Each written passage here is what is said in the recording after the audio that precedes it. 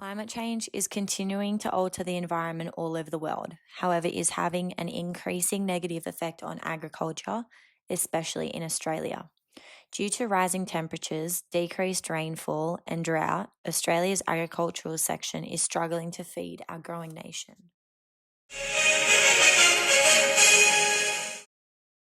Hello, I'm Tracy Grimshaw. Welcome to A Current Affair.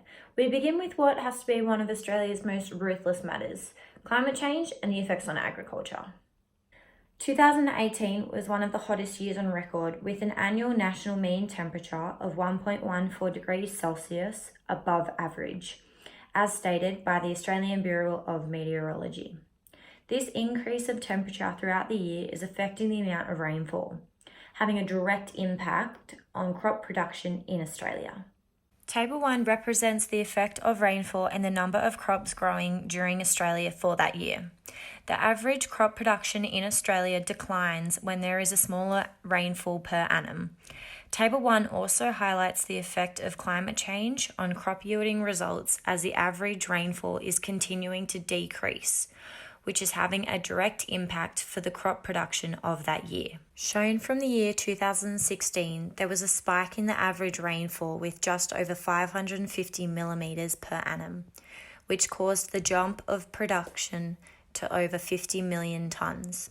In 2018, there was only 400 millimetres per annum, which is 11% below the rainfall average, causing the number of crops yielded to drop to just over 30 million tonnes. Water restrictions in Sydney and parts of New South Wales have now been put into place after Australia's largest urban water supply dam dropped to under 50% capacity. Farmers in all parts of New South Wales and Queensland are struggling to feed their livestock as well as maintain good crop production. No rain is wiping out winter crops, while live animal exports have also been declining. As crop production decreases, the price to purchase these goods are increasing, making it even more expensive for the common household to afford fresh foods. As of January 2019, Woolworths have handed out over $4.5 million to drought-affected farmers across Australia. This money has been raised from the dairy aid products, whose prices were increased by 10% to help these donations. Woolworths have also created the Buy a Bale campaign to help contribute to local farmers. There were hundreds of other companies contributing to help these farmers out, but the real only way to fix this growing problem is for the drought to break and rainfall to increase. Map 1 from the Australian Bureau of Meteorology 2019 represents the areas affected the most from rainfall deficiencies over the past 17 months. The red highlighting the lowest and severe deficiencies on record, while the pink is still in serious deficiency. This is alarming as majority of Australia is in one of these percentile rankings. New South Wales are affected the most by this rain deficiencies as almost the whole state is covered in pink to dark red. Israel has adapted and changed their innovative techniques to help minimize the effects of drought. Irrigation has been their greatest step forward for saving up to 75% less water. This is through drip irrigation.